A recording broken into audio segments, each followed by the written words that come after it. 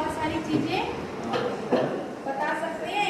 ये सारे पत्ते आप देख रहे हैं, एक ये पत्ता है, फिर ये दूसरा पत्ता है। ये पत्ते और इस पत्ते में आप क्या अंतर देख रहे हैं आकार में? ये चौड़ा, ये पत्ता लंबा है। बिल्कुल सही, बहुत अच्छे। और ये फिर उससे भी पत्ता हो गया, और ये उससे भी छोटी पत्ती हो गई। और आप देख रहे हैं इसके बराबर ये दूसरी घास हो गई। तो आज हम लोग पढ़ेंगे इन सबको, हम लोग क्या बोलते हैं सारी चीजों को एक साथ? प्राकृतिक वनस्पति।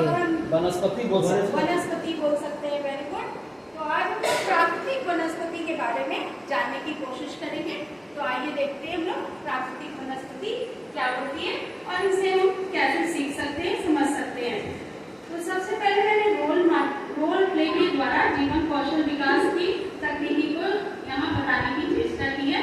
मेरा नाम सीमा है, JNV पाकुड़वन झारखंड से हूँ और मैं सामाजिक विज्ञान पढ़ाती हूँ स्कूल में। और आज हम प्राकृतिक वनस्पति के बारे में जानेंगे, इसे नेचुरल वेजिटेशन भी कहते हैं। तो प्राकृतिक वनस्पति के लिए सबसे मैंने कौशल विकास किया। इसमें विद्यार्थियों में अवलोकन और बोलने की क्षमता का विकास किया गया। विभिन्न प्रकार की वनस्पति के आकार, पत्ती के रंग, उसके गंध, उसके गुणों के बारे में हमने जाना। प्राकृतिक वनस्पति के उपयोग और उपयोगिता के बारे में भी हम लोग जानकारी प्राप्त करेंगे।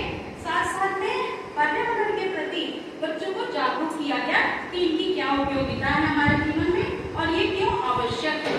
अब हम लोग देखेंगे मंथन या ब्रेनस्टॉर्म में कक्षा में विद्यार्थियों को 4 समूहों में बांटा गया और प्राकृतिक वनस्पति के जलवायु तथा आकार के आधार पर उनका वर्गीकरण किया गया, उनको पहचानना सिखाया गया। साथ साथ में पत्तियों के आकार, प्रकार, रंग, गंध के आधार पर उन्हें पहचानना सिखाया गया। सभी विद्यार्थियों द्वारा बहुत ज्यादा उत्सुकता दिखाई गई। उन्हें अलग अलग समूहों में बांट करके हम उनको बाहर फील्ड में ले जाते हैं और इस तरह से उन्हें आउटडोर क्लास में ले जाकर के हम पत्तियों को कलेक्ट करके लाने बोला जाता है।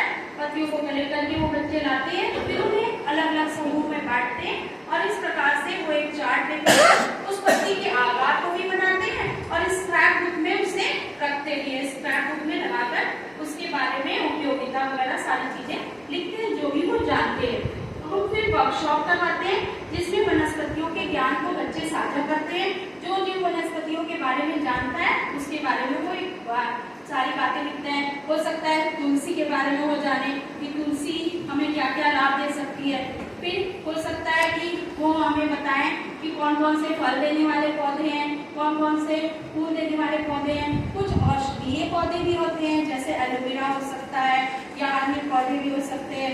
इस तरह से कुछ पौधे ऐसे होते हैं जो हमेशा हरे भरे रहते हैं, सदाबहारी बन हो सकते हैं। कुछ ऐसे पौधे ऐसे होते हैं जो हमारे भारत में पाए जाते हैं, जो उष्णकटिबंधीय पौधे हैं, जो ताप कटिबंध उन्हें पहले से बताया गया है। उसके आधार पर उन्हें बताया कि वो क्षेत्र मानसूनी क्षेत्र है और इस तरह से वो पतझड़ वाले वन होते हैं।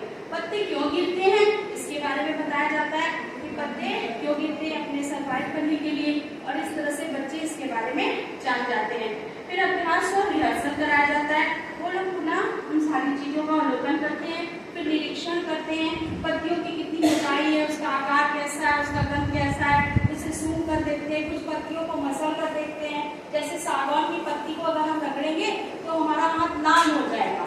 और इसी तरह से और भी पत्तियों के बारे में वो जानते हैं और उपयोगिता वो सारे बच्चे अपना एक कैटेगरी चार्ट बना के देंगे कि उसमें क्या क्या औषधीय गुण है, क्या किस किस काम में आता है। हो सकता है फर्नीचर बनाने में आता हो सकता है किसी और काम में उसकी उपयोगिता हो। और इस तरह से उपसंहार में सभी समूह अपने विचार साझा करते हैं और अनुभव साझा करते हैं। समस्या और कठिनाई बताई जाती है। चार्ट संग्रह के साथ प्रस्तुति जो रही वो सफल रही। पाठ योजना का संक्षिप्त प्रस्तुतिकरण, जो बच्चे सुन नहीं सकते उनके लिए सहपाठियों द्वारा जो बातें बताई जा रही है उन्हें वो ध्यानपूर्वक सुनते हैं और सारी वनस्पतियों के बारे में, आकार प्रकार के बारे में जान सकते हैं।